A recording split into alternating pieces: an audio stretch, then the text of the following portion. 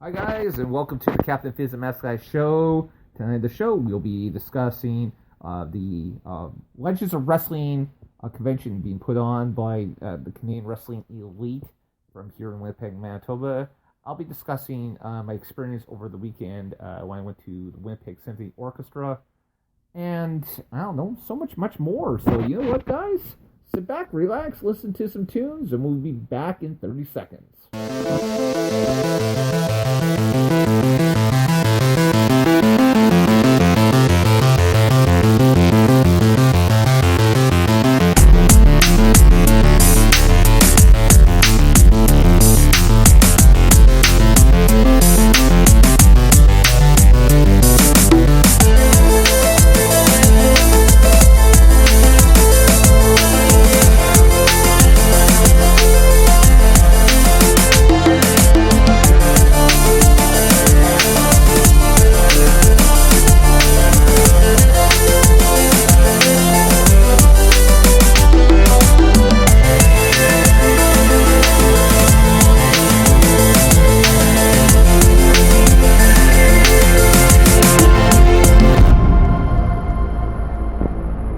Welcome back to the Captain Fizz and Mask Guy show. Of course, as always, I am Captain Fizz. Greetings once again from the 7th Moon of Thunder. I am that Mask Guy. And this is by far, I don't know, it's been a crazy year so far. It's been crazy. And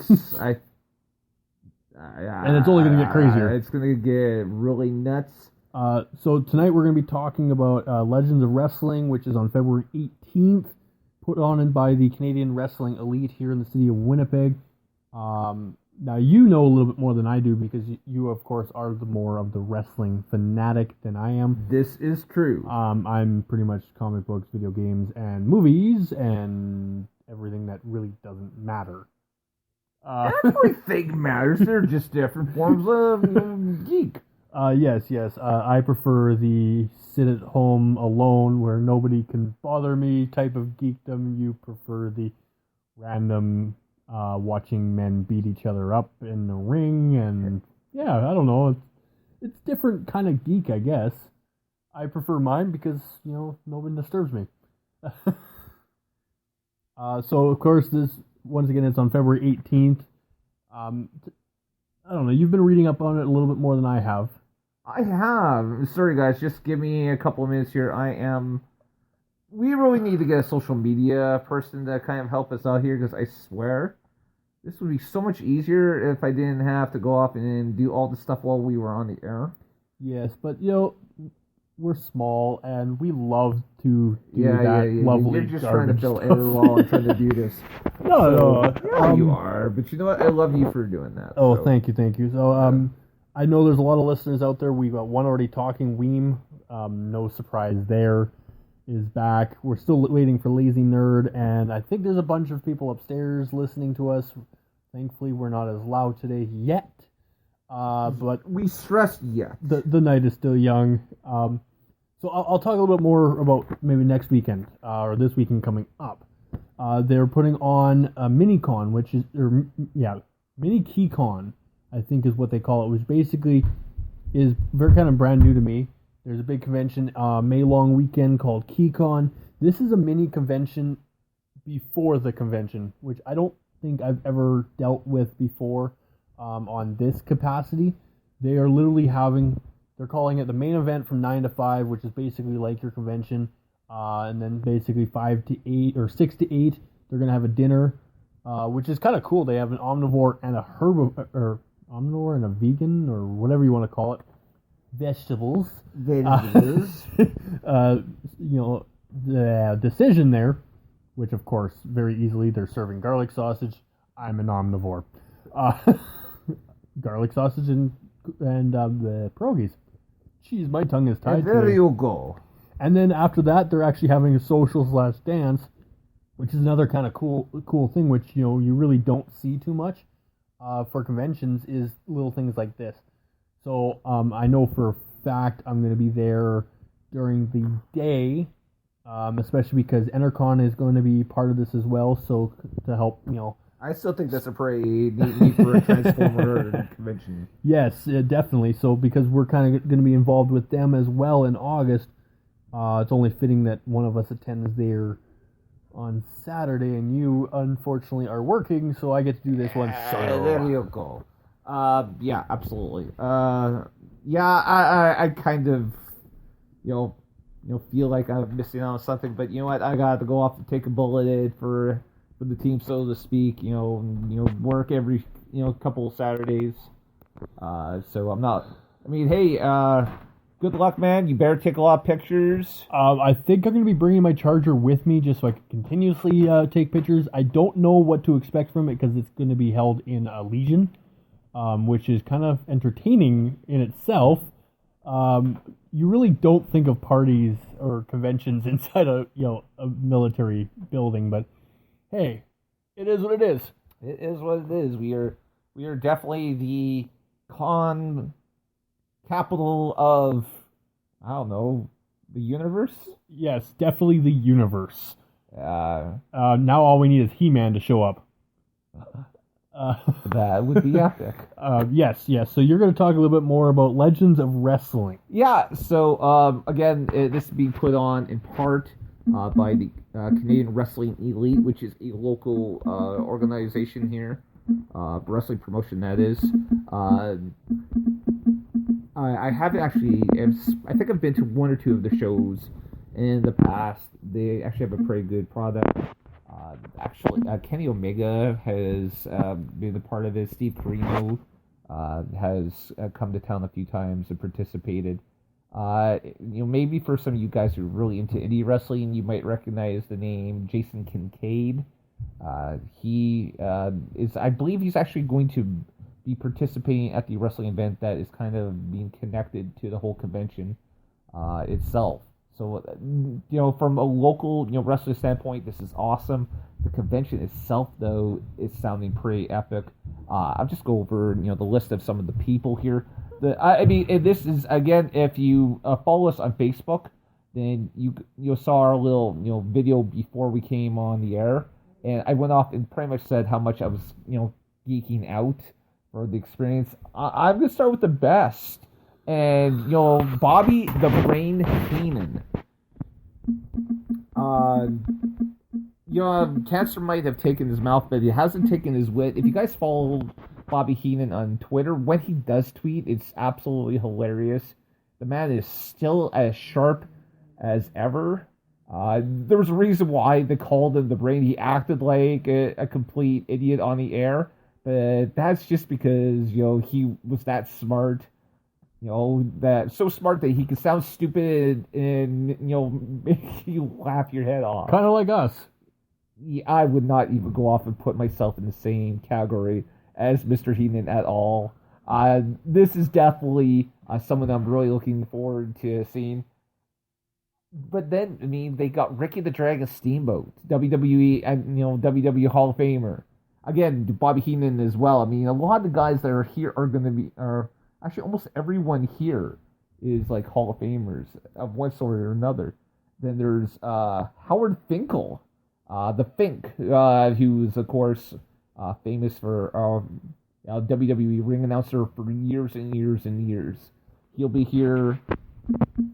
Cyrus the Virus, who was known in WWE as the Jackal, who wrestled locally here in Winnipeg for years as the Natural. He'll be here. Mr. Wonderful Paul Orndorff, another WWE Hall of Famer. This guy's probably best known for participating in the first WrestleMania, as well as his feuds with both Roddy Piper and with Hulk Hogan. Arn Anderson and Tully Blanchard, who, of course, were two members of the original Four Horsemen. They were also in WWE as the Brainbusters and pretty much held every tag team championship that actually matters, I think. Leaping Lanny Poffo, sometimes referred to as the Genius. He's also the younger brother of Macho Man Randy Savage, but he himself was a great wrestler. Probably one of the most underappreciated wrestlers in the history of WWE. Then there is the Grappler, who's really more known in the West Coast. He actually is a big part of a wrestling promotion. They're called the West Coast Wrestling Connection, which is how I actually first heard of them. This is a man after my own heart. He is a masked wrestler, and I'm actually looking forward to going on and up and seeing him. I'm hoping he's bringing some copies of his book because I'd love to read about some of his experiences as a professional wrestler. And the last name I see here that's actually for wrestling is Baron von Raschke, AWA legend. He's wrestled here in Winnipeg on countless occasions. And he has worked in WWE both as a wrestler and as a manager. Yeah. So of course, this isn't just going to be for wrestlers. There's also going to be a lot of sports guys there as well. Some Winnipeg Blue Bombers. Chris Walby, I believe, is one of them. Troy Westwood, who's probably one of the best kickers in the history of the CFL. Single-handedly began the Banjo Bowl, the rivalry between Saskatchewan and Winnipeg, which is by far my favorite game to attend. For you, pretty much, if you guys are not in Canada and not in the United States or anywhere else in the world, Google Banjo Bowl. And you'll kind of get an understanding of what we're talking about here. It's like the Canadian version of your guys' Pro Bowl. It is just as big of a hype, if not more. And but it's always intense. It's always the same two teams. Yeah. Hands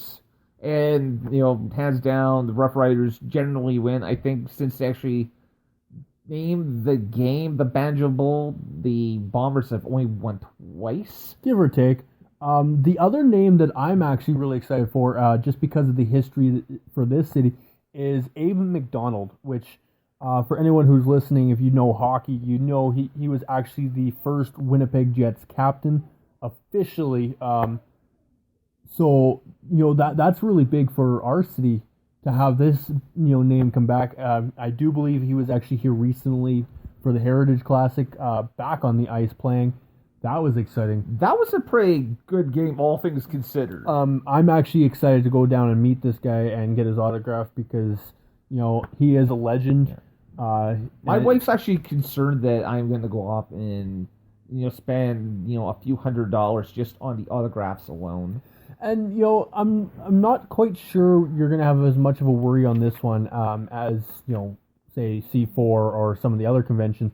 For that specific reason, I don't see this as a really big event.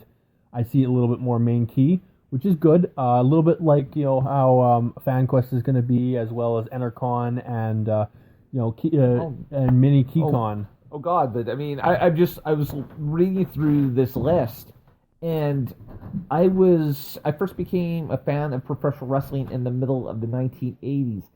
These guys, the vast majority of everyone who I mentioned here, with the exception of the Grappler, were wrestlers who I literally grew up watching on television. So to me, this is epic. If you had been a fan of a show for a while, you're aware that last summer, with my buddy Big Mike and my wife, we went off and we saw Jimmy Hart here. He came in and talked about some of his experiences in professional wrestling. He went off and he talked about, answered a lot of questions. And one of the things he kind of been hinting at was that there was going to be a wrestling convention. I'm not sure this is the one that Jimmy was talking about, but this is still pretty huge. I mean, this is, I think, big for the city. It is. And, it definitely, I like the fact that they've gone with a little bit of Winnipeg, hospitality, so to speak, especially with some of the local sports taking part. Little icons. Chris Walby was definitely an icon for the Blue Bombers, but no one has been more of an icon for the city than Troy Westwood. To have him back is going to be very exciting. And Troy Westwood, has been very loyal to the city, even though the city has not been loyal to him. Well, in some cases, he does go off. He works for our local, the TSN radio affiliate here in Winnipeg, 1290 AM on here. You didn't know this? No, I really don't listen to the radio very much. Okay, but he does. He does the morning show, and the guy knows sports. I mean, he doesn't just know football. I mean, this guy is really sports smart. Period. So I mean.